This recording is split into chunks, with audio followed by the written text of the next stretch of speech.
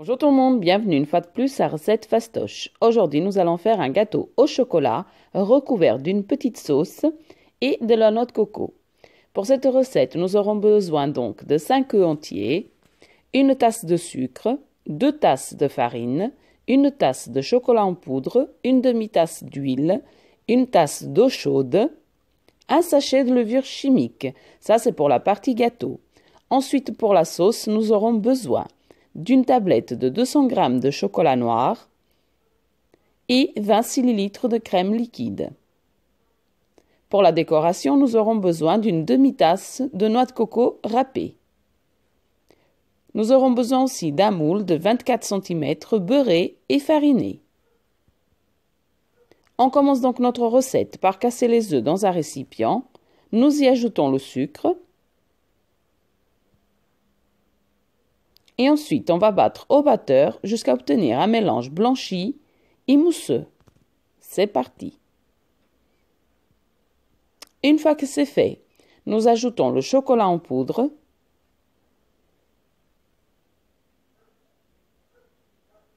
l'huile,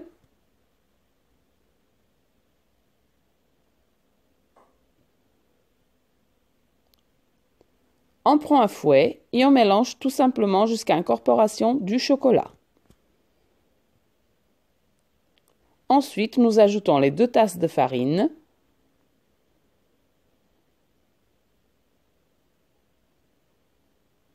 et on remélange. Quand la farine est incorporée,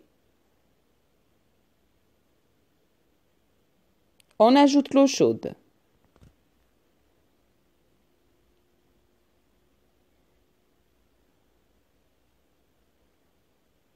Et on touille.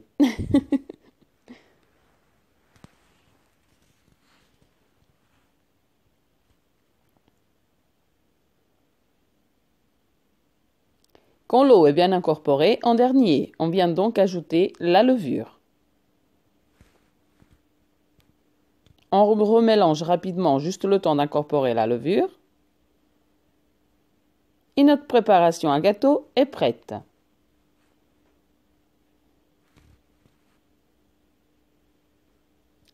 On verse notre préparation dans le moule.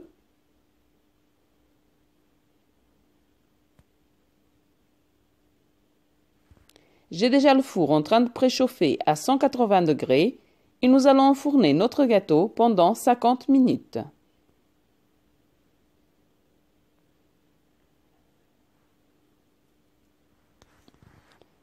C'est donc parti pour le four. 50 minutes à 180. Après 50 minutes, notre gâteau est cuit. Je l'ai donc démoulé et maintenant nous allons faire la petite sauce. On met la crème liquide dans une petite casserole.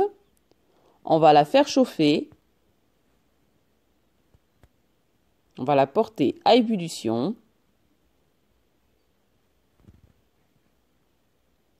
Et quand la crème est chaude, on éteint le feu, on ajoute le chocolat cassé en petits morceaux et on mélange bien jusqu'à ce qu'il soit fondu.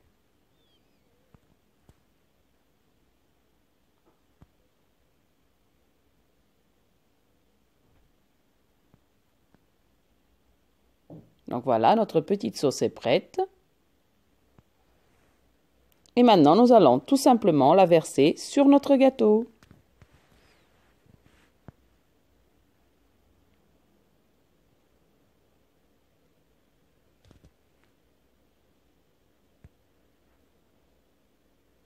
On prend une spatule, on étale bien partout, on en met bien aussi sur les bords, tout autour du gâteau.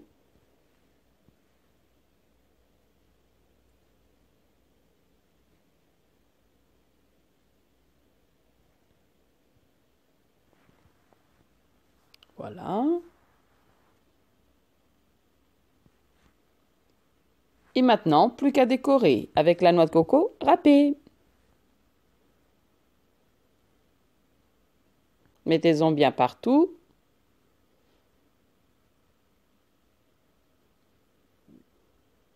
Et ensuite, il n'y a plus qu'à déguster. Donc voilà déjà une part coupée pour vous montrer le résultat à l'intérieur.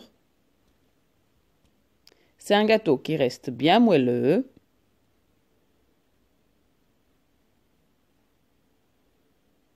Regardez.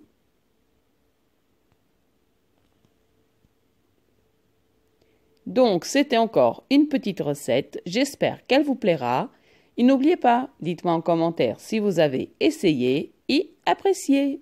Bon appétit et à bientôt pour une prochaine vidéo. Au revoir.